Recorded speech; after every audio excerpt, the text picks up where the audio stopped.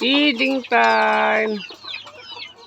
Yung manok namin na bantam mga idol, si Rama. Ito Brahma. So, si Rama, yun. Yung asawa niya ito, yan. Naandoon sa silong ng upuan ng sasakyan. Kaya pala, minsan nandito siya sa ilalim. Sinisilip-silip ko dyan sa ilalim ng tangke, doon sa reserba ng gulong. Dito, ngayon. Naandito pala siya mga idol sa loob. Yan sa ibabaw mismo ng makina. Nangitlog siya doon. Ewan ko kung ilan ng itlog. Kasi yung isang itlog niya, nakuha ko na. Ito, pakitaas mo dyan. Taas mo dyan. Ito mga idol, tingnan nyo kalukuhan nitong si Rama na to. Yan. Yan. Ang hirap inaangat to, mabigat-bigat. Ito. Yan. Angat. Yan. Yan. Hindi mahanap mga idol andyan pala. Andyan pala siya. Hindi siya naiinitan dyan? Hindi siya mainitan kasi andun siya sa ilalim Kaya naman palang hanap tayo ng hanap Ayun mga idol Ayan dyan ng itlog Ilan ang itlog? Ewan ko. Ayan siya Ang galing ng taguan niya. Ang galing ng itlogan niya Saan siya?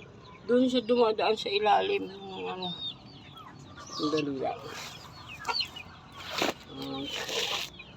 Para makita natin. Nalagyan ko lang ng tali itong kwan.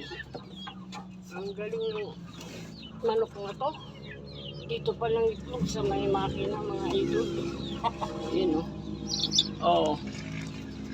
Paano siya makakalimlim dyan? At ano naman kaya? Ilan naman kaya itlog? Patingin ng itlog mo. Tingin. Saan? Ayun mga idol Paano niya malilimliman yan?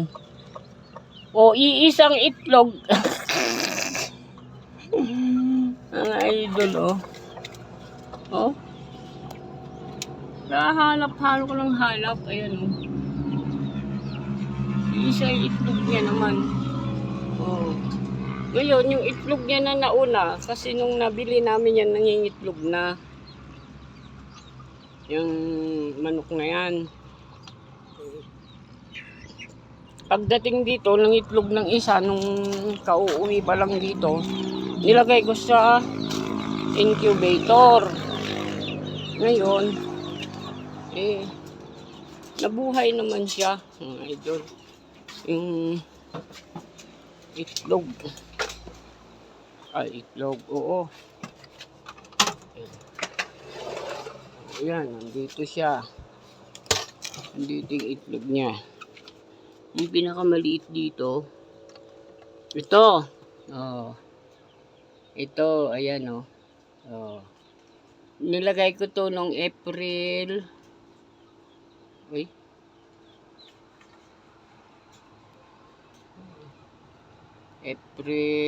Ano ba? Nasaan na ba yung camera? Yan, April 2. Yan, Ito, ano ba yun? Ba't may 16 pa? 16, 18. 16. Ano ba yun? April 18. April 16. Ano ba ito? Ano ba? Nakalimutan ko na. Paano ba to? Lagyan ko pa ng marka. April 18. Tapos hanggang 16 ng hanggang 16 siguro ito ng ano ba ito? Nakalimutan ko na. April 18 ko siguro ito nilagay. May April 18 ko nilagay. Ngayon, May. Hanggang May 16 ang Hanggang May 16 mapipisa. Ayan. Nung April 18 ko nilagay, hanggang sa 16 siya, 16 siya mapipisa. Kasi, titingnan natin.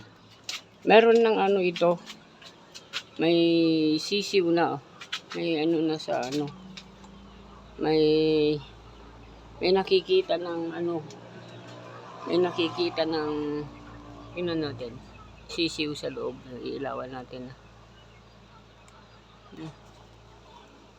Ano ba to? Dito. Oh. Ba't naman umilaw pa? Ito. Dito sa madilim.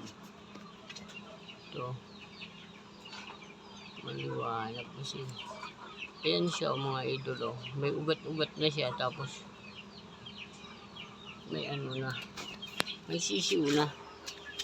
Dito sa madilim na ilagay. Para makita nyo yung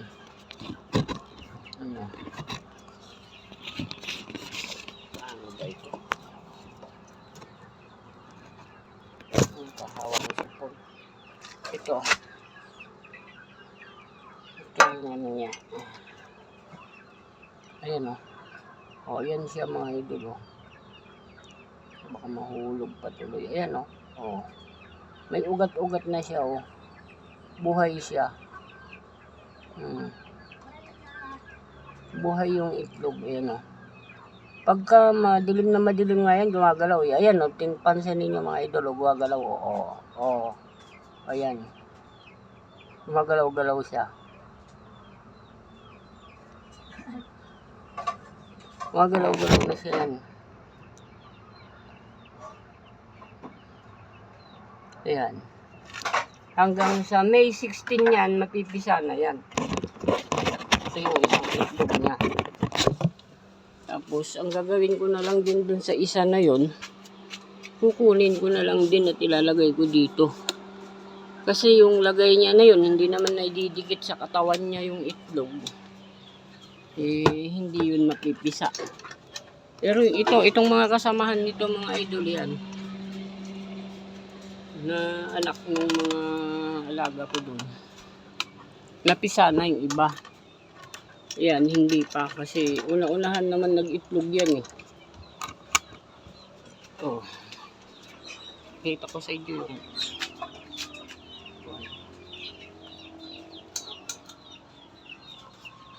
yan, pagkain nila yan mga idol. Tinadtad na kangkong at halong pigs. Ayan tingnan nyo. Yan sila ayan, pagkain nila. Ayan, balikan natin yung yung sisiw pa pala muna. Ito yung mga sisiw.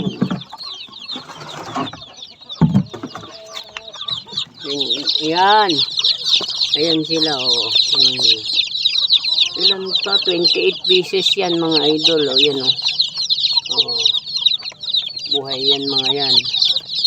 Yan yung mga lapisa na nandun pa sa incubator yung iba. At kung sino naman ang may mga itlog yan, andito naman sila. May mga itlog yan. Tik tik tik tik tik tik. Kuruk tuk tuk tik. Yung mga inahin. Kuruk. Asan ba kayo? Kuruk tuk tuk tuk tuk tuk. Andyan sila. Hiwa-hiwa. Ito yung mga dumalaga ito. Yan yung mga naunang alaga namin ng mga manok. Nasaan na ba? Yung mga inahin. And dito naman may isa rin na nagdilimlim doon. Ayun Tapos yan dito yung mga langitlog dito, tinanggal ko. Siya yung nilagay ko doon sa incubator. Mga inahin. Yan, inahin din yan. Yan saan ay kasama yung iba? Ba't nasaan sila? Ay, ayun. Sa inahin, ayun. Ba't wala sila? Wala. Nasaan yung mga inahin? Wala. Dito. Ba't wala yung iba? Nasaan kaya sila? Kurrrk! Kurrrk! Oh. Ba't kukunti na yung inahin ko? Saan yung mga inahin? Kurrrk! Tik, tik, tik, tik. Oh. Nasaan yung mga inahin? Yan lang. Yan. Inahin. Isa, dalawa. Dalawa, tatlo. Yung nagdilimlim. Wala. Nasaan na sila? Oh. Kurrrk! Tik, tik, tik, tik, tik. Tago siguro sila. Ngayon, balikan natin yung mga idol yung sira. Oh. Malis. Malis na. Ayun, oh. Dito. Yung itlog niya. Kukunin ko na lang kasi. Ay, padoy basag. Oh. Sayang. Ako. Basag, oh. Sisiw na yata. Paano ito makukuha? Dito. Ako. Sumuot na doon. Sayang, eh. Wala, basag. Sisiw na pala ito sa ano, oh. Ayun, oh. Ayun, oh. Sayang naman. Wala. Basag yung itlog ng mga idol, oh. May sisiw na sana. Diyan naman kasi siya ng itlog. Nahanap-hanap ko, hindi ko mahanap. Sayang yung itlog ng mga idol. Mas malaki lang ng konti sa itlog ng kalapati. Sayang, basag, oh. Basag din naman yung itlog niya. Oh, ayan na siya, oh. Kakain na lang natin din. Kanain na nila. Sayang yung itlog niya, oh. Ayan siya, oh. Panda. Nahanap-hanap ko yan, eh. Hindi ko mahanap. Nandun lang pala siya. Sa silong ng sasakyan. Sa may makina. Hindi, kaya pala hindi namin mahanap-hanap.